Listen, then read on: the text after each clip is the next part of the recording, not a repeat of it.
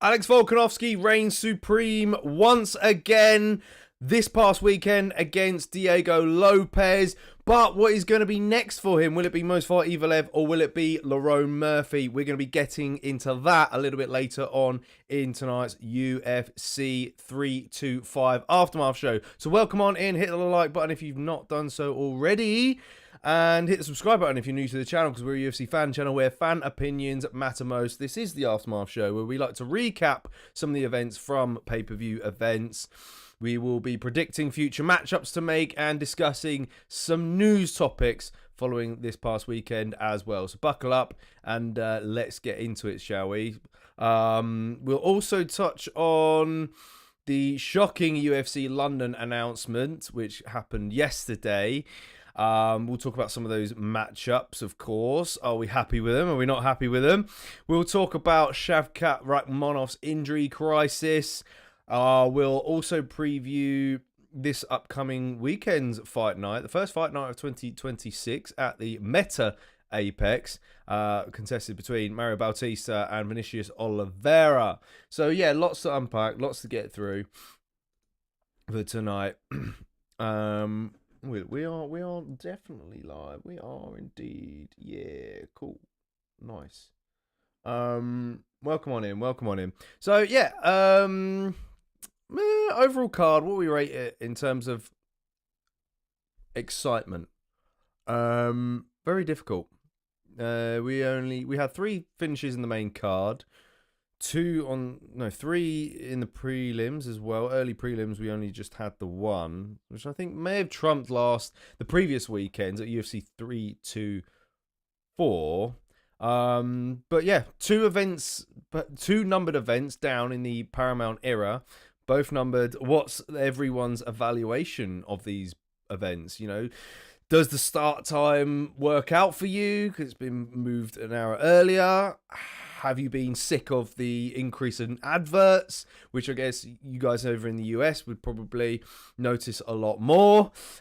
We noticed definitely something on our end. It seemed to kind of get into things a lot slower compared to usual. You know, I think like the main card for us would start at 2 a.m. and then usually the first fight is in the cage at 1:15.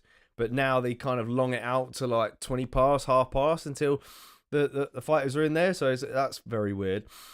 There's also some broadcast changes as well. Quite positive. We got some backstage interviews with fighters and coaches. So yeah, what do we make of those so far? But overall, I don't really feel like there is much of a change.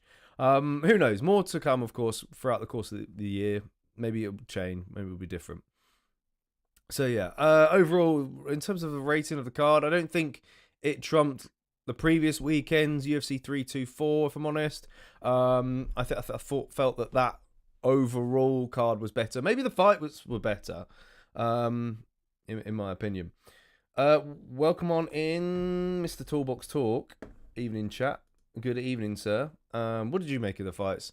Yeah, lots to unpack, George. Good to see you as always, brother.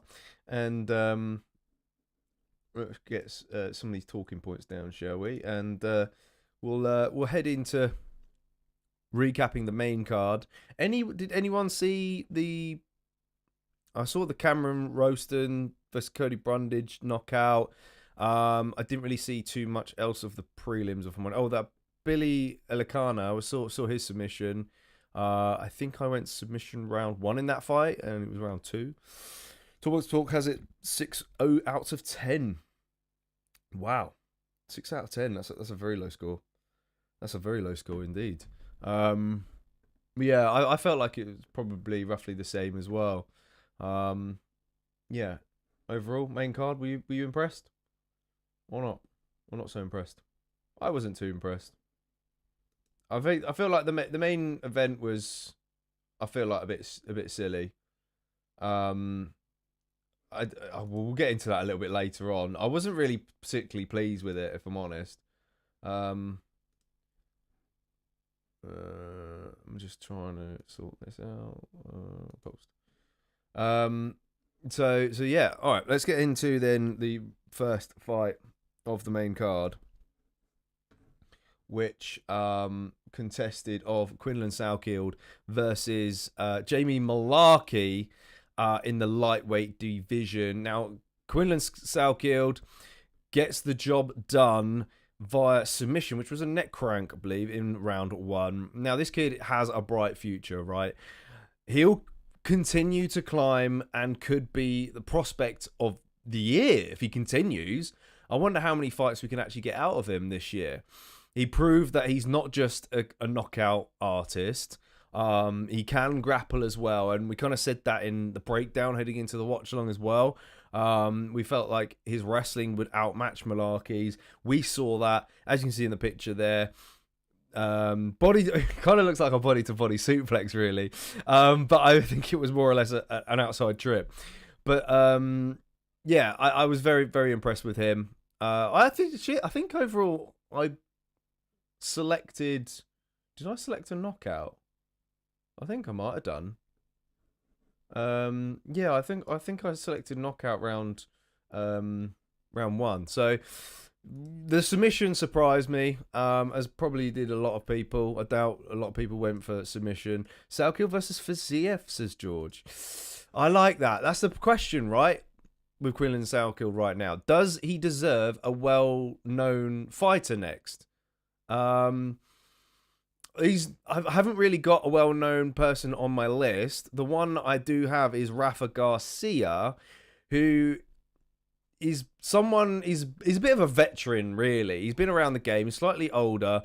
He's on a 2-fight win streak, and he's just TKO'd Jared Gordon, which was quite impressive because not many people have stopped Jared Gordon. So I felt that matchup kind of marries up nicely. Does the UFC push him too early? Is a question. Do you really want to do that? Because it's a killer division, really. If we head on in, as you can see there, a lot of people moving down, which we're going to continue to go back to this division tonight to review this, as there was a few fights from there. But like, even you look at the bottom 3, Faraz Ziem, an absolute killer. Huge win, 6-fight win streak. Manuel Torres, killer as well. 2-fight win streak. He just come off a win against Grant Dawson. Michael Chandler's still in the mix. Do we see him against Salkeld? I don't know. I just think it might be a little bit too soon. Yeah, I feel like, yeah, Malarkey, it has wealth of experience, I feel, but not maybe as much UFC experience. He's like 18-9 as a pro. He is 31 years of age. Yeah, he made his UFC debut back in Bradford, 2019. So good couple of years ago. But yeah, Jamie Malarkey falls to 6-7 in the UFC. But for him, does the UFC keep him around? I'm not really too sure. The one option that I've got for him, though, if they do keep him around, would be someone like Charlie Campbell. He got subbed against an Aussie back in September, which was Kyle. Was it Kyle? No, Kyle. What's his name? It's gone off the top of my head now. I should have wrote it down. Kyle Nolan. No, Tom Nolan. I'm well off. I was thinking of Kyle Noak. It's throwback Kyle Noak. Yeah. So he come over loss against Tom Nolan. So maybe that's a potential fight. I think Campbell's 2-1 in the UFC. So yeah. Build up Campbell, back up, all out striking war.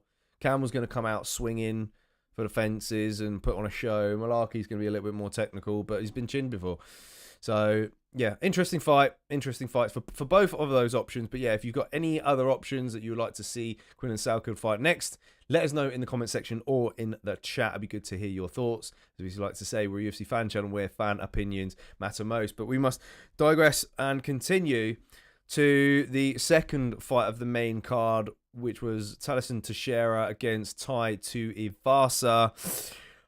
I'm disappointed that Talison Teixeira didn't finish Bam Bam, if I'm honest. how do you prove you're capable of challenging the upper echelon of the division if you can't stop Tai Tuivasa, who gave up in round 1? Like, Teixeira smothered him for 3 rounds. What was the judges' scorecards, actually? All 3 judges scored at 29-28. Bam Bam probably got, it was close. Was it round 2 or 3? No, round 3, perhaps. I think it was. So, yeah, I wasn't impressed by his performance. Yes, it was a positive win to come back off of that TKO loss against Derek Lewis. But yeah, I just feel like you needed to stop someone like a Tuivasa to prove you're worthy of top opponents. And for that reason, I can't see him climbing too high. If we head into the heavyweight division, he's only moved up. Well, moved up 4 spots, so he's just outside of the top 10. He's in there 11.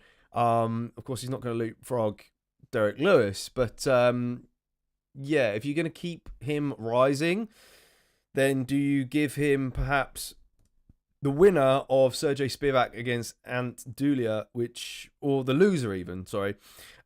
This fight will take place February 21st, so timing-wise, it kind of makes sense. Spivak is going to take you down and test your wrestling on the ground. Dulia is going to knock your block off. Who wins out of that fight? I honestly don't know.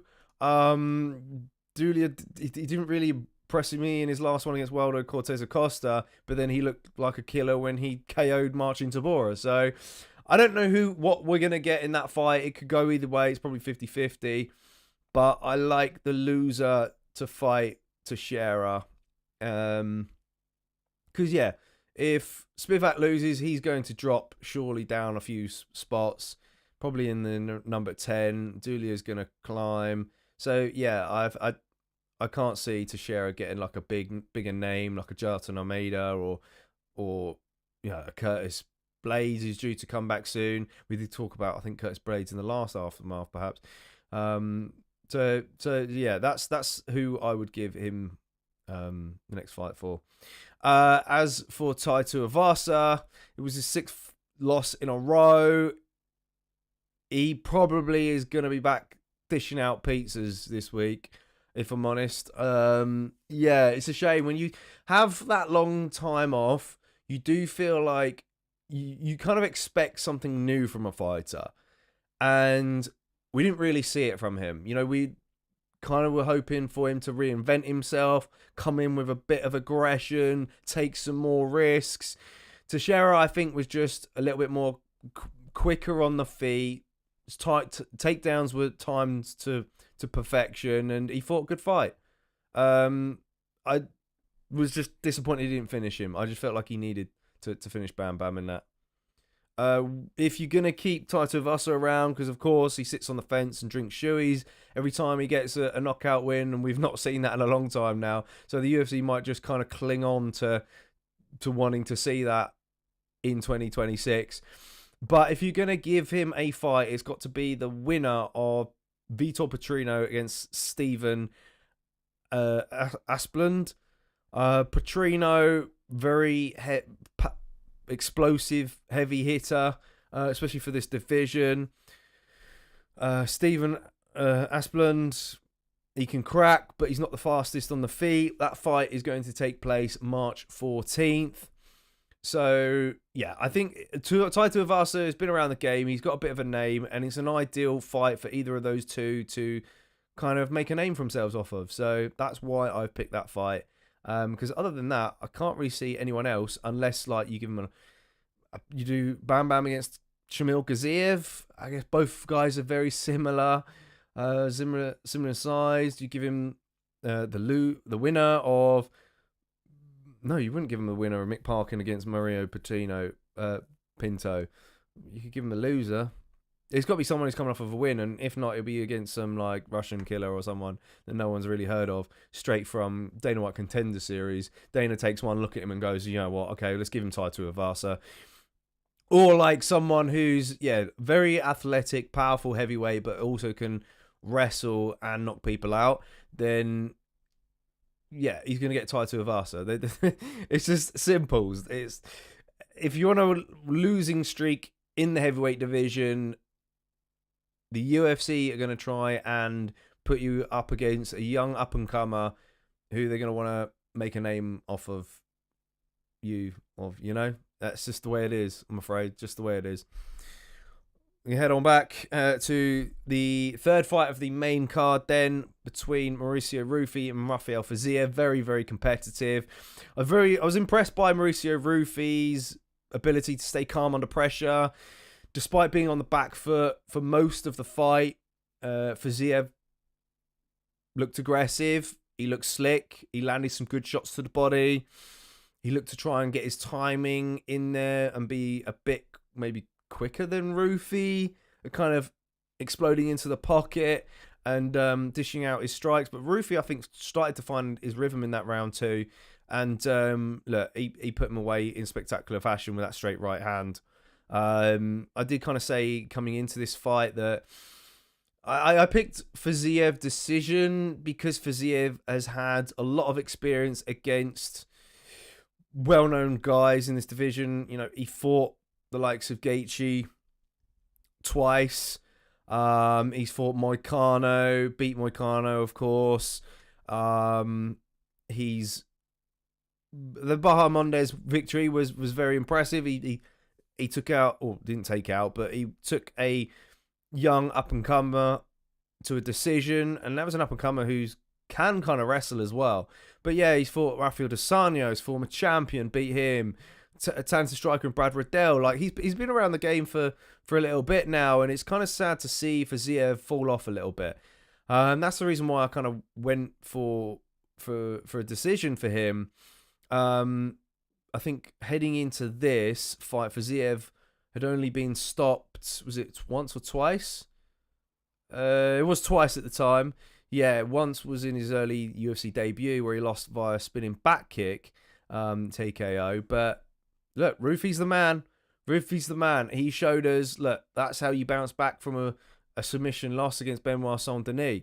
The ultimate question now is, will Mauricio Rufy receive an opponent ranked higher than Benoit Saint-Denis? Because I've said it time and time again on this show, I feel like the UFC favour the fighting nerds. Okay, Rufy went away from the fighting nerds to train with Volkanovski, but I still feel like he is a fighting nerd at heart. All of those guys love him, of course. They treat him like a brother. So I feel like the UFC could do that. Depending on how the matchups play out, and of course timing makes a huge thing as well. If Saint Denis gets injured and has a bit of a setback this year, then of course Rufy's going to get an opportunity to fight a guy ranked higher than him. Got to run back the Gamrot fight. Oh yeah, Fiziev versus Gamrot. Will the UFC do it? That's a bit of a big question here. I've got two fights for Fiziev. We'll start off with him then. For Fiziev, I'd give him Manuel Torres. As I said, a 2-fight win streak, but he could be getting paired up soon. So I'm not too sure about that one. Not 100% confident. He's a tall, rangy striker, but he's got decent submission game as well. So I think he gives Fiziev some problems for sure. A win against Fiziev, kind of, then you're off to top 10 competition. The other name I've got on this list would be Faraz Ziem. 6-fight win streak. Recently TKO'd Nazim Sadikov at UFC 323 back in December. So maybe timing-wise makes sense for him. And I feel like Faraz Ziem deserves a fight against someone with a bit of a name, you know? I felt like that when he knocked out Matt Frivola, you know, and then he kind of fought Mike Davis, I think, after that, and I was like, ooh, that's a really tough one. You know, two guys who are on a bit of a tear themselves, fairly fresh in the division, yet to kind of touch the top 15. And he beat him by unanimous decision. I was quite surprised by that. I thought Davis was going to beat him. And then Sadikov won. Rah, I mean, talk about two absolute bangers in this division who could go on to make waves and press the top 10. He TKO'd Sadikov in the second round. So, yeah, I think it's Faraziem's time to get someone who's got a bit of name value to him. And, yeah, Rafael Fiziev would be that kind of guy. Because Fiziev, what's his run at the moment? He's, was it 2 wins in his last 6 fights. So, yeah, it's kind of almost not chopping block time for Fiziev, but like he's going to get some real tough up and comers next for sure. As for Rufi, then I could give him Mateusz Gamrot, who's in there at 7.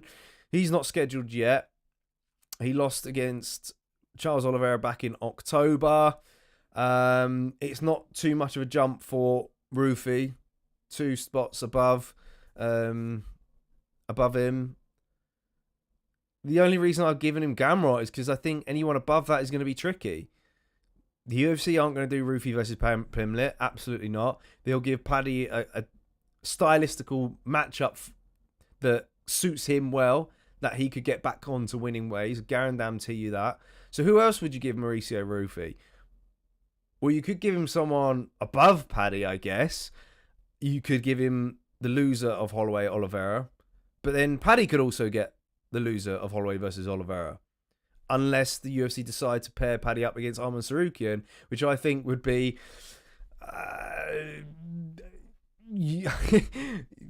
it's a tough fight still for Paddy. I don't see him losing.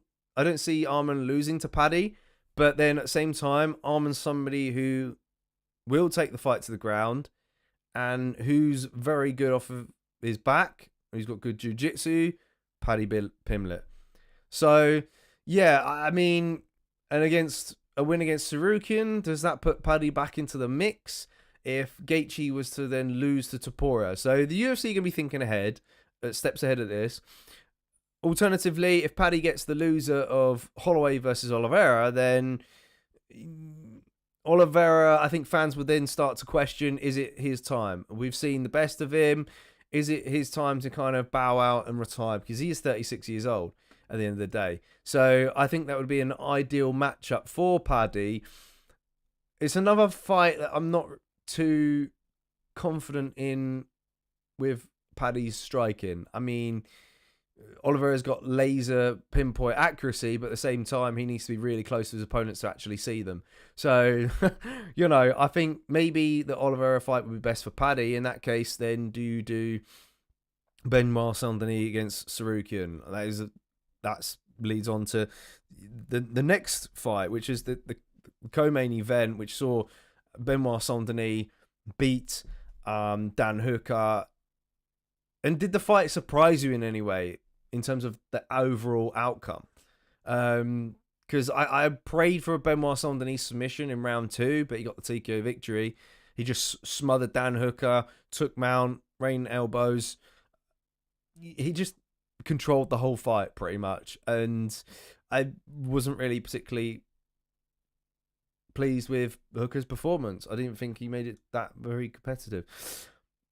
Talk says Rafael versus Hooker. Paddy can fight BMF loser. Yeah, Rafael Hooker is, I think, a good one. But then Fiziev then fights up, doesn't he? He's already beaten Moicano. Yeah, I mean, like I would like to see Hooker versus Pimlet because I think that's an easier win for Pimlet. But does the UFC want that? Rufi Hooker, he says. Yeah, you could do that. It's just one stop. Yeah, both strikers. It's fun, man. It's a fun one. Like, do you really want to give Rufi anyone who can grapple? Do you want to give Dan Hooker anyone who can grapple? Not really. Pair them both up. I like it. Yeah, solid pick. But yeah, if the UFC were to give Benoit Saint-Denis Arman Tsarukyan, I mean, does he deserve to fight someone like Arman Tsarukyan? I guess he kind of does. Like, the loss against Dustin Poirier was nothing to hang your hat on. Like, Poirier's a stud. He was the ultimate gatekeeper for the top 5. And then after that, the Moicano one in his hometown, I think, was a bit of a sour taste. The way he bounced back, though, I think, since the Moicano fight has been impressive. And for that reason, I think maybe he does deserve to fight someone like an Arman Tsarukyan, who is, as we talked about last week, in a bit of limbo at the moment because the UFC don't really know what to do with him. They don't want to give him a title shot. Gaethje's definitely not defending his interim belt against Tsarukyan. But we don't really have a timeline of when Ilia Topuria is going to come back. So maybe we could see Gaethje versus Tsarukyan. I think the UFC will hang on to find out what's happening there. Everyone versus Hooker. Absolutely. For Dan Hooker, yeah, we talked about the Paddy Pimblett option. But does Dan Hooker get taken down and dominated again? It's the perfect matchup for Paddy Pimblett, it really is. And I think it's an ideal matchup for Paddy to show us some improvements in his takedown game, if I'm honest. But yeah, I think the UFC will prefer Holloway versus Oliveira loser. If you beat a legend on the decline, is that win still big enough, or does it not hold as much value? No, I think it's still big enough. Yeah, I really do. But I see where you're coming from there. It's just an opportunity for that person to still gain new fans, really, from beating a legend. I think it's it's a good introduction to casual fans, perhaps, who only watch numbered events or main cards, etc. So, and you're only going to get those opportunities on main cards if you fight someone who's very well known and been in the game for a bit longer. So, yeah. The other option for Dan Hooker, do you just do the Michael Chandler rematch? Because I think he's expressed interest in that. And it kind of makes a lot of sense because Hooker's now ranked above him. Chandler's on this absolute decline. So why not give him someone he's already beat? I don't know. I feel like there is plenty of options for Michael Chandler, but then I feel like maybe he's a bit stubborn and he does want someone who's going to stand and bang and make things entertaining. I think the Paddy Pimblett performance was not great at all. I think Paddy outmuscled him and made him look really small. Same with the Charles Oliveira fight, which was a bit of a weird fight in the first place. Before that, Dustin Poirier, he's one win in his last 6. Like, it's just not great. So I think a Dan Hooker step back, well, it's not even a step back for him. It would be doing him a favour fighting Hooker, if I'm honest. But yeah, I mean, Chandler will be Chandler. He'll try and, I think, dig his heels in and negotiate for someone like a Dan Hooker. So, yeah. All right, awesome stuff. We digress back to the rankings to talk about the movement. Benoit Saint-Denis in there at 5 now, above Paddy Pimblett. He's dropped down to 6. Dan Hooker's dropped down to 8. Mauricio Rufi's now in 9. So yeah, the Hooker Rufi option is looking plausible. Fiziev down to 11. Dariush again, like Dariush we talked about at the weekend. Fiziev Dariush could make sense. Dariush has been on hard times, been knocked out. I mean, he got knocked out by Benoit Saint-Denis in quick succession, 16 seconds back in November. So by the time the two of them come around, is it time for Benil Dariush to get back in there, who's 1 win in his last, 2 wins in his last 5. Yeah, makes sense. Fight night, perhaps. Is it a headliner? Not sure about that, but we're going to get some daft headliners coming up for sure. I think we will. Yeah, that's. I think that's all I've got really for the co-main event, if I'm honest. Benoit continues to rise, whereas Dan Hooker just is a bit meh at the moment, if I'm honest. That's all I've got to say. Main event time then. Volkanovski getting the decision against Diego Lopez.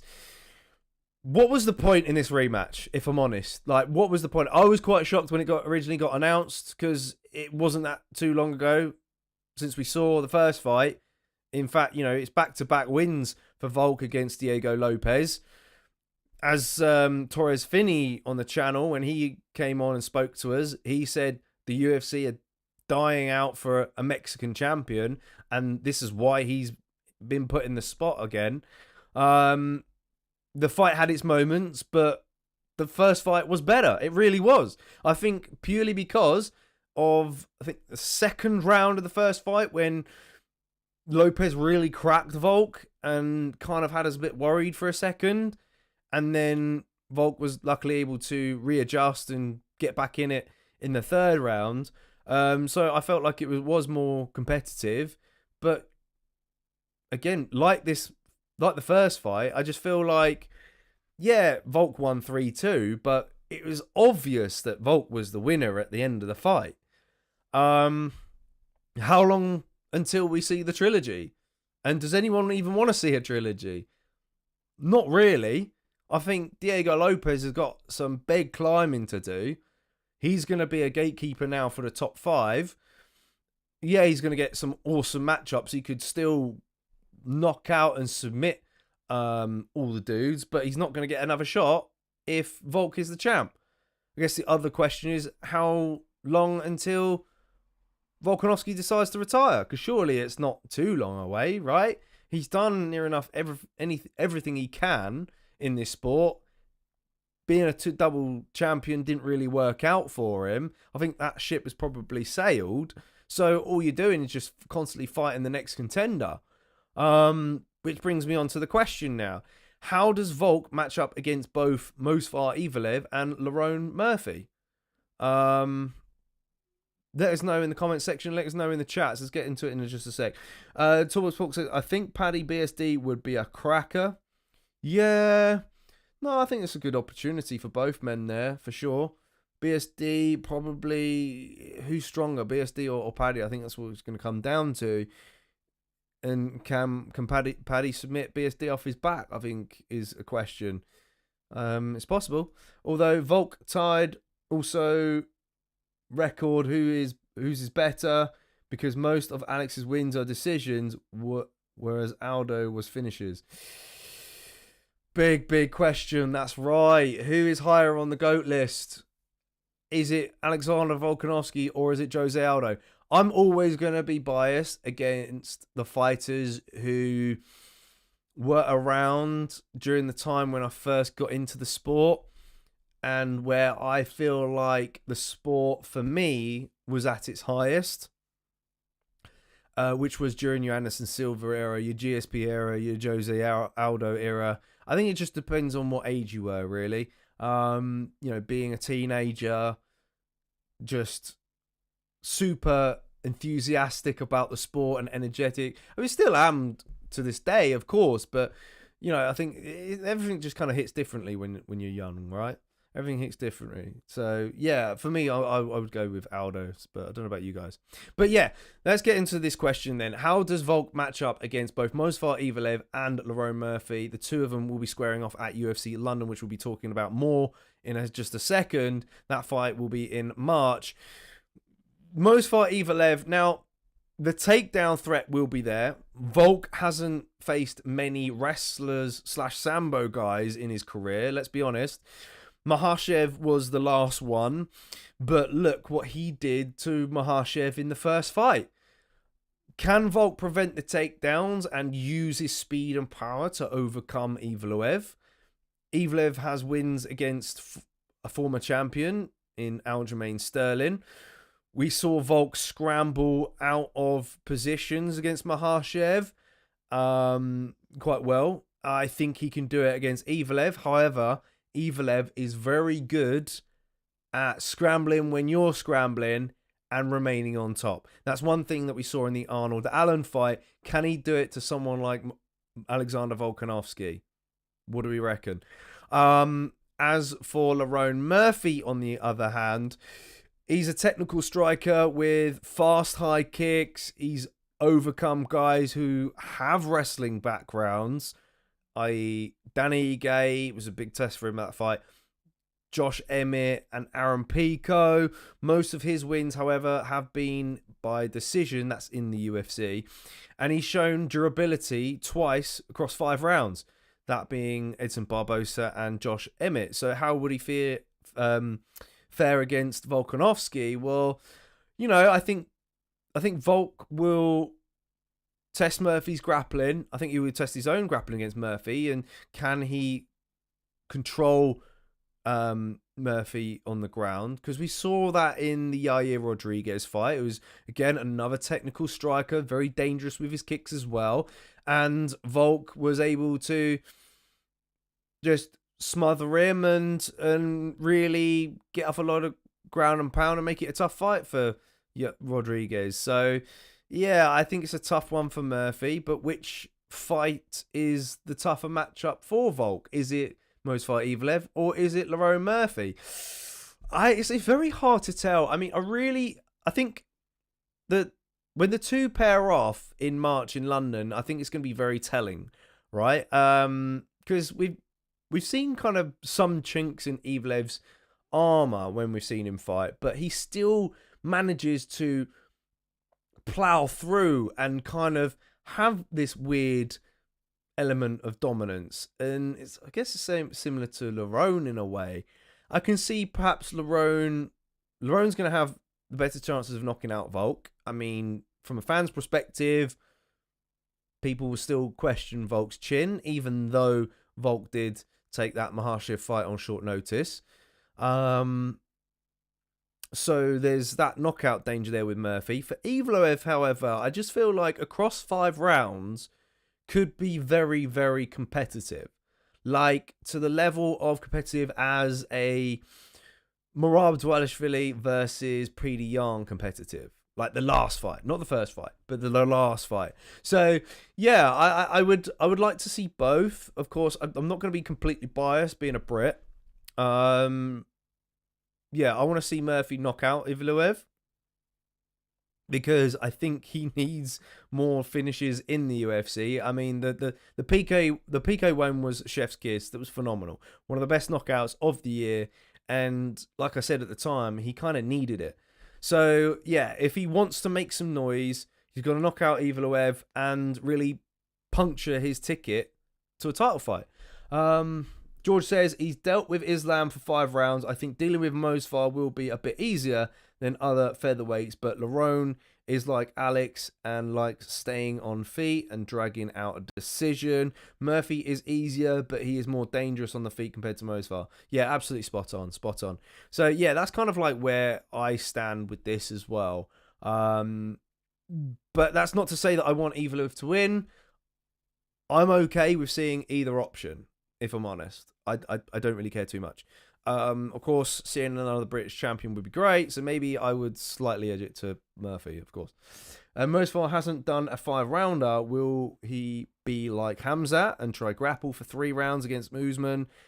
And if it went to 5 round, Usman would have won 28.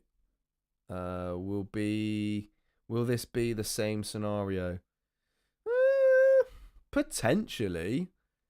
Yeah, because, I mean, but then did Khamzat not redeem himself in the Drix du Plessis fight?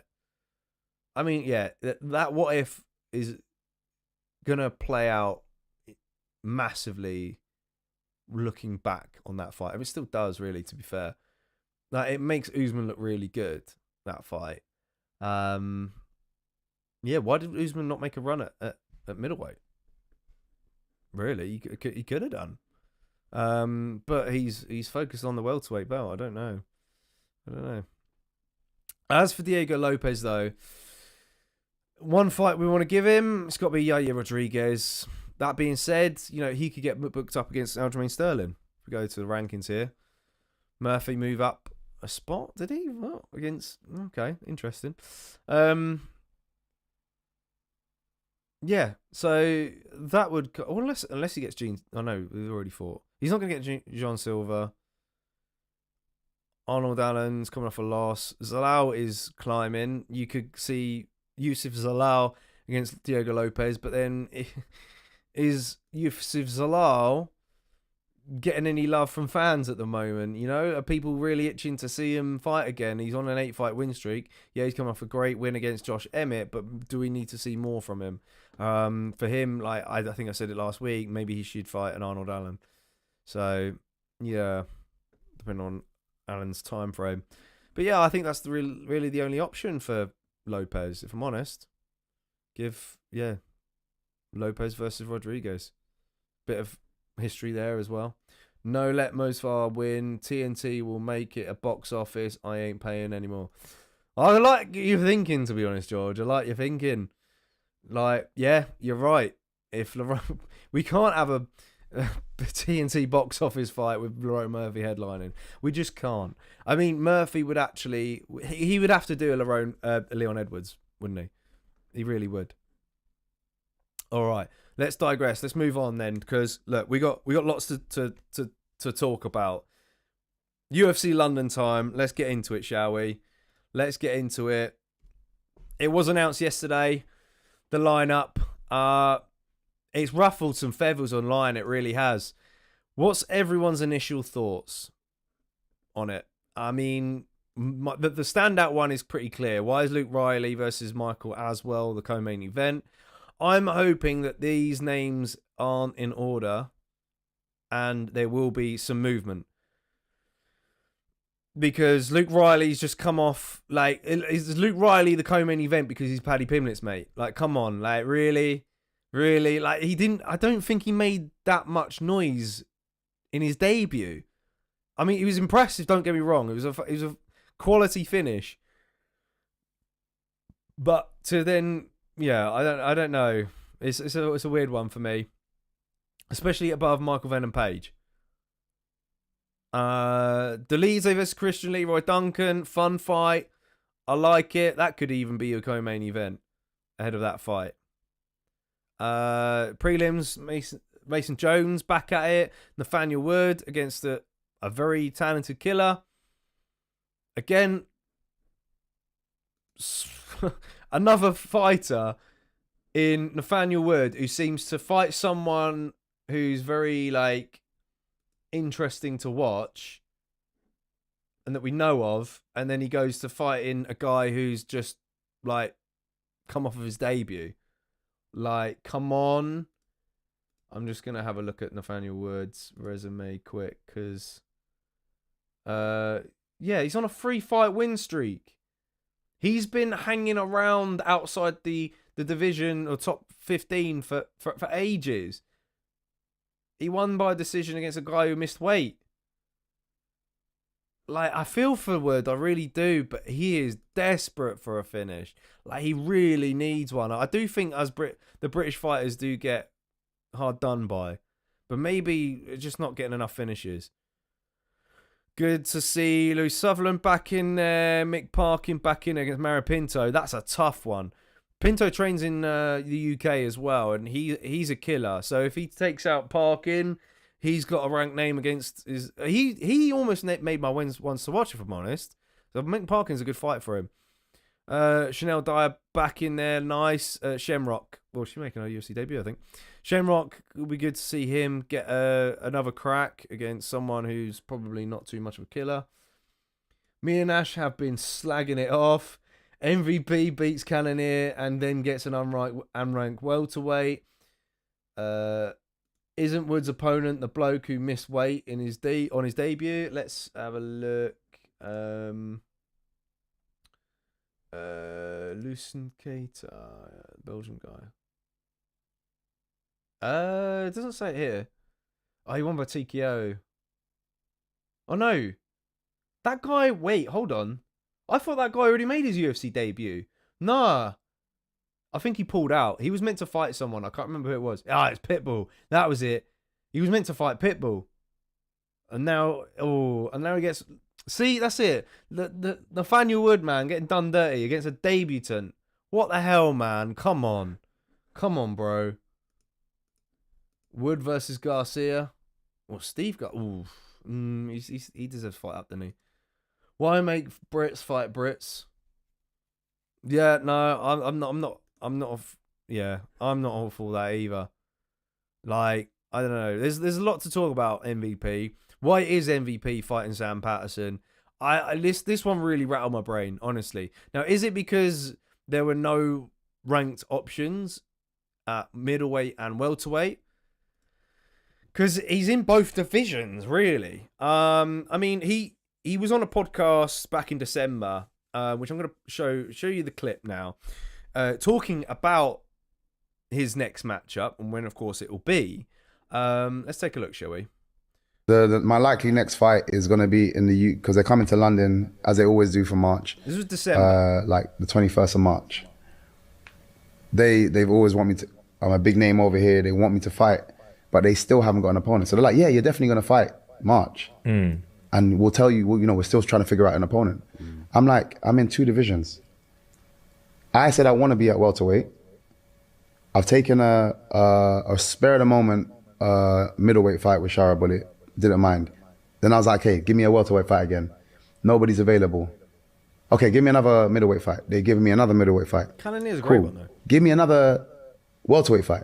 Nobody's available. How can nobody be available? Yeah, bro. And this is what I'm getting message back. Yeah. Like, and I'm, okay, this guy. I swear, kid you not, there was a fight the other day. Quite a few welterweights are performing. He just won a fight spectacularly. Message him. That's a great fight for me in London. Oh, we've got plans for him. The bread just stepped out the cage. I'm already out for months and you don't have plans for me, but you have plans for him. That doesn't make sense, bro. Like, so in my head, something's going on. I don't know what it is, but weirdly enough, I can tell you what that is. It timed, like I said, I don't try to overstress it. Yeah. Because I always know other things will come. And Roadhouse came. Yeah. So I'm on that till December, which again, if I had a fight, it'd have been hard to do both of those things anyway. And then it allows me to have the time between January and March to prep, get a proper prep and be ready for action. So, I mean, things worked out for him. But it's interesting because the key thing there from this video to take away is that MVP was clearly pushing for a welterweight fight. The UFC maybe perhaps wanted him to continue at middleweight. That's the feeling that I'm getting. But they didn't want to. It's like they didn't want to tell him that in the first place. Now it's interesting because this video came out a few weeks before UFC 322. Now, in the clip, he did say a few welterweights were performing that night, right? And this one particular welterweight won in spectacular fashion. That's basically what he was saying, right? That's the person he wanted, and they said that they've already got plans for him. So if we look at the welterweights on that card, who is it going to be? JDM was on the card, wasn't him, right? Michael Morales was on the card, could be Morales, right? He did beat Sean Brady in a very spectacular way. Carlos Prates was on the card. Leon Edwards was on the card. So already are those list of names, it's either Michael Morales or Carlos Prates. Now, surely it's not going to be Michael Morales because he's now ranked like well up there. Like he's in the top 3. MVP isn't touching top 10 at the moment, right? I mean, he's now ranked at 15, but he's only been put in there because they've removed Shavkat.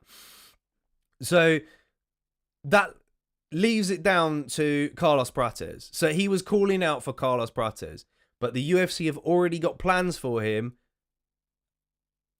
before the Leon Edwards fight. And this is clear as day that the UFC favor the fighting nerds. This is more evidence to stack against it because they look at a path ahead and they plan out that path, right? They want Prates in a title picture someday. They want to maybe perhaps do a rematch with Ian Machado Gary. That could very well happen, as that is the last fighter that he lost to. Prates is in at number 5. So, like, I think the UFC just didn't want to tell MVP that we don't want to give you a top 5 guy. So, on the other hand, there's 2 sides to the story, of course, isn't there? You got to look at things from a UFC perspective. Does slot an MVP in there randomly at the top 5 when you've not won against a ranked guy in however long? All right, he beat a a Jared Cannonier, an older Jared Cannonier at middleweight. Took him to a decision. But why not continue your run at middleweight? I know you're buddies with Izzy, right? But let's be honest. Izzy's not fighting anytime soon. He's not. He's on a 2-fight losing streak. You can avoid not fighting Izzy. That's fine. There's other guys that you could fight. Cannonier's in the top 10 now. Like he's in at number 10. Like Robert Whittaker. Oh, actually, to be fair, Robert Whittaker wants to move up as well, doesn't he? Like Rainier Derrida coming off a loss. Now he's fighting Carvalho, who's also coming off a loss. Brendan Allen's coming off a win. Does the UFC want to give him Brendan Allen? Probably not. They're saving Allen for someone else. So you can't tell me no one's available. Really? Brendan Allen not available? He fought Derrida not long ago. MVP versus RDR, George says. Yeah. Shit's gigs makes me chuckle. I've never actually seen it. I've never seen it. The Smoking Pirate. Mate, it was him. It was Prates. 100%. That's the fight he was talking about. And Prates versus MVP would have been fire. I mean, come on. I mean, at this rate, I'm still shocked that the UFC didn't do MVP versus Edwards. Come on, that in there, UFC London co-main event. Come on. Are they even buddies? They're not really. I know we're going back to say we don't want to see Brits fight Brits, but come on. I think they've been open to fighting each other. Oh yeah, Izzy versus Pyfer. I forgot about that. Do you know what? I actually forgot about that fight. It's right in front of me. When is that fight? That's March. Later in March as well. Still. Big fight. Big fight for Izzy. That's make or break for Izzy. That really is. Like Joe Pyfer. If he knocks you out and leapfrogs you, maybe enter top 5. Could have done Pyfer versus MVP. Maybe. Izzy versus Allen. Yeah, that would make sense. I mean, I don't know what happened. Maybe Brendan Allen's out. Maybe he's injured or something. That's my only thought. That's my only thought on that. All right, cool. So that was the clip. Let's go on to now talking about Shavkat Rakhmonov before we preview this weekend's fight night. He suffered a bit of a setback, really. It was revealed, I think it was on Friday or Saturday. He was wearing a knee brace, pictured wearing a knee brace. And now he's revealed a statement following that, which says, "A fighter's path has never been easy. Life doesn't give us challenges we can't overcome. Every dream comes at a price, and sometimes that price is your health. Today, I have to be honest, due to the ongoing injuries, I've had another surgery, and will need time to fully recover. As a result, my return to the octagon will be postponed. It's not easy to accept, but I truly believe everyone's setback is part of a bigger plan. I will come back stronger, smarter, and hungrier than ever. My goal is still alive. The UFC belt still has to come to Kazakhstan. Thank you to everyone who stands by me no matter what. This is not the end of the journey. It's an important chapter of it." So, yeah. And also to go with that, the UFC have removed him from the rankings. But will we see him return this year? Because he's not fought since December 2024. What I find baffling is that Colby Covington is still in the bloody rankings, isn't he? When did the last time he fight? Joaquin Buckley. December 2024. Like, come on now. Get him gone from the rankings. You remove the number 2 guy because he's got another injury, but you don't remove Colby Covington, who's sitting on his ass doing videos with Sneeko. Like, come on now.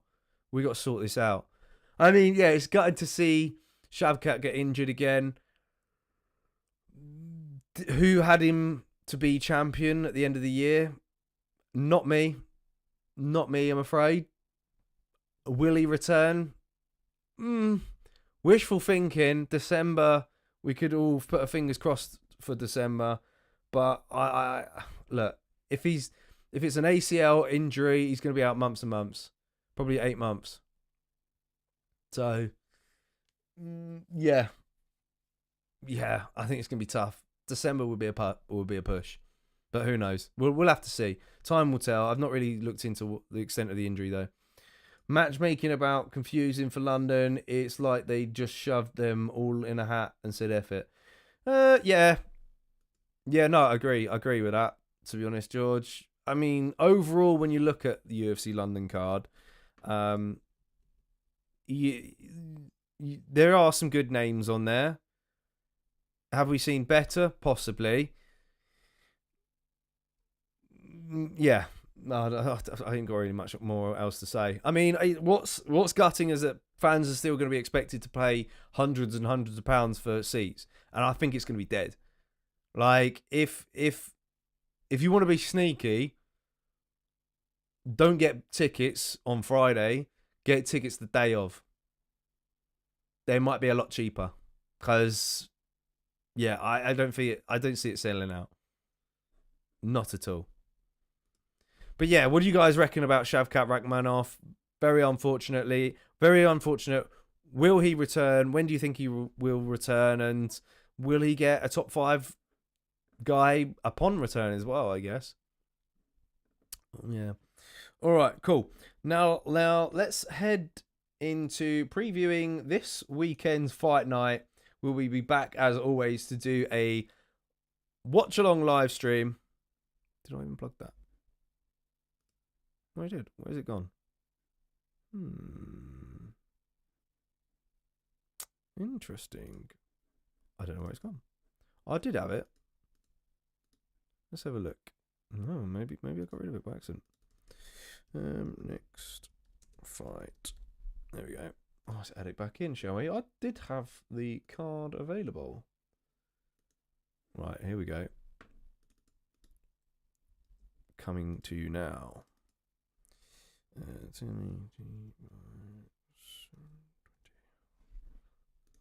There we go. Look at that. There we go. Preview the fight night that is coming this weekend. There we go. Mario Bautista versus Vinicius Oliveira is your headliner. Oliveira, very explosive, dynamic striker against the Mario Bautista. He's a bit of a cardio machine. He's slick in the grappling exchanges and has fought some really good guys. He fell short against Umar Nurmagomedov, I believe, in his last fight. But can he keep his ranking against a Vinicius Oliveira? That fight happens in the bantamweight division. We've got the number 9 ranked Mario Bautista against the 11 ranked Vinicius Oliveira. Oliveira on a 6-fight win streak, coming off a win against Kyler Phillips. Looks to make waves in this top 10 in the division. Can he go on a bit of a run? We've got a few fights booked in the bantamweight division as well. Also on the card, Amir Albazi against Horiguchi. Horiguchi back in there since his impressive return to the UFC when he defeated Tagir Ulanbekov. He's on a 4-fight win streak as well. Albazi, bit of an injury-prone fighter. He is in there at number 6. He last lost against Brandon Moreno, which was back in November of 2024. So, been a little while for him. If I'm honest, pick-wise, I'd like to see Vinicius Oliveira get the win against Bautista. But at the same time, I've openly said that I wouldn't mind seeing Bautista fight someone like a Merab Dvalishvili down the line, but I'm not really fussed who wins that fight. So yeah, I would like to pick Oliveira for that one. I would like to see Horiguchi get into the title picture at flyweight, so I'm hoping that he gets the finish against Amir Albazi. Jailton Almeida is back against Rizvan Kuniev. Kuniev is, we've seen him before, haven't we? Who did he beat last? Oh, he lost against Curtis Blades, that split decision in Baku. Yeah, bit of a weird matchup, but I think that's only because Jailton Almeida was, I mean, some felt that he should have beaten Alexander Volkov, but probably should have done more in the grappling exchanges. So yeah, I think Kuniev is going to be a tough one for him. Kniev, man, UFC debut against Curtis Blades and now fights Jailton Almeida. It just speaks volumes, really, of how shallow this heavyweight division is. Mikhail Oleksiejczuk against Marc-Andre Barrieux at middleweight. That's going to be a fun one. Both guys just go to war. Potential fight of the night, really. Unless Dustin Jacoby versus Julius Walker is a fun one. Yeah, Marc-Andre Barrieux, power bar, man. Cardio machine. I quite like him to get the win against Oleksiejczuk. He's been on a bit of a rough run at the moment as well. Oleksiejczuk has been pretty hit and miss, I think, as of late. I'm just going to have a look at, just to refresh ourselves with Oleksiejczuk is a 2-fight win streak. TKO wins. That's it. Cedric Dumas and Mershot. There, yeah, that was quite impressive against Mershot. Yeah, makes a whole lot of sense. I think Oleksiejczuk is probably going to be favourite heading into this, but an underdog bet for Marc-Andre Barrieux isn't a bad one, really. He's coming off of a decision loss against Shara Bullet. And then we got Jean Massimento against Farid Basharat. Bantamweight division. Should be good. Not bad. Dustin Jacoby versus Julius Walker. Julius Walker looking to make a name for himself against a veteran in Dustin Jacoby. Yeah, I think overall, fight I'm most looking forward to, probably the main event. Fight of the night could be Oleksiejczuk versus Barrieux, but then it also could be Alberzi versus Horiguchi. All eyes on Horiguchi, in my opinion. He's probably the fighter I'm most looking forward to seeing. The fight I'm most looking forward to seeing, Mario Bautista versus Vinicius Oliveira. So, yeah. AliExpress really pushing for Islam and... Oh, AliExpress, I see what he did there. For Islam and Usman, just so he can get a decent paycheck. Spider-Man is next. Give Usman a Prates or Brady. Shavkat comes back and we'll fight Bilal. Yeah, probably. You're probably right on that. Bilal, who knows what Bilal's going to do this year. Honestly, yeah, no, you could be spot on there, George. Could be spot on. But yes, we'll be live for a watch along as always for this fight night this weekend. Same time as the last two cards, actually. So, was it 2 a.m. UK time? It'll be 9 p.m. Eastern time, 5 p.m. Pacific time? No, 6 p.m. Pacific time. Is that right? No, yeah, not yeah. 9 p.m. Eastern time, 6 p.m. Pacific time. I think we got there. So yeah, make sure you join us for that one. Let's head on back. All right, thank you very much for joining us. Hit those comments if you have not done so already, if you're catching this another day, and hit the notifications bell on our channel if you've not done so already, because we'll have lots more discussions and things coming your way. And make sure you join the live watch along this weekend, of course, as well. Smack a like on the video if you've not done so already, and we'll be back very, very soon. Take care, rest up, and we'll see you soon. Bye-bye.